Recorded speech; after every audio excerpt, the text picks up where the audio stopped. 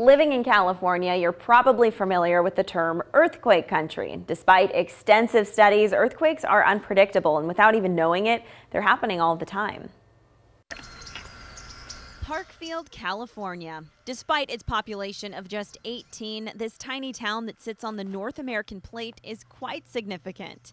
So up above us here, we have a big collection of branding irons from the local ranches. They are a great indicator of when you have a little earthquake and you didn't quite feel it, or you're walking around, you didn't notice it, because the branding irons will sway. Just ask John Varian, born and raised in what's called the earthquake capital of the world. Believe it or not, there are earthquake tourists that just come around. There's the type that have their own way of predicting. It's also attracted the U.S. Geological Survey for an earthquake prediction experiment. According to Elizabeth Cochran, a seismologist with the USGS, along the San Andreas Fault near Parkfield, there are on average about 15 to 20 earthquakes of magnitude 2.0 or larger each year. The size of the earthquake is actually related to the size of the fault that slipped during the earthquake. Hypothetically, if a strong earthquake were to hit the San Andreas Fault in Parkfield, the closer you are to Parkfield, the stronger that shaking would be. As you increase your distance from the epicenter, that shaking becomes less intense, but it lasts longer.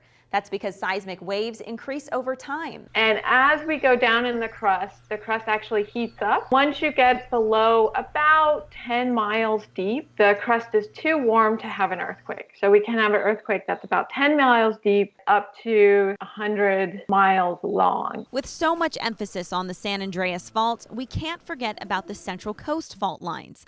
It's not that these faults are necessarily inactive, but we just don't know really how active they are. There's the San Simeon Fault, Cambria Fault, Oceanic Fault, Edna Fault, just to name a few. One of the faults that's kind of in this distributed faulting zone hosted the 2003 magnitude 6.5 San Simeon earthquake. Another earthquake that experts could not predict. Maybe you've heard that having consistent smaller earthquakes means we won't have the big one. That's a myth. The little earthquakes are just the crust kind of readjusting. But with the recent development of the MyShake app, Californians who are about 15 miles from the epicenter of an earthquake could be given some extra time to duck and cover. A magnitude 4.5 or higher will send an alert to mobile phones. Earthquakes evolve over time, and it can take about a minute for a really large earthquake to rupture. Some people want to know what that's like. The idea of maybe getting a chance to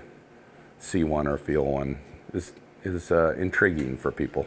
It's what attracts so many to Parkfield. The fault is definitely what made this area so beautiful and makes it so unique.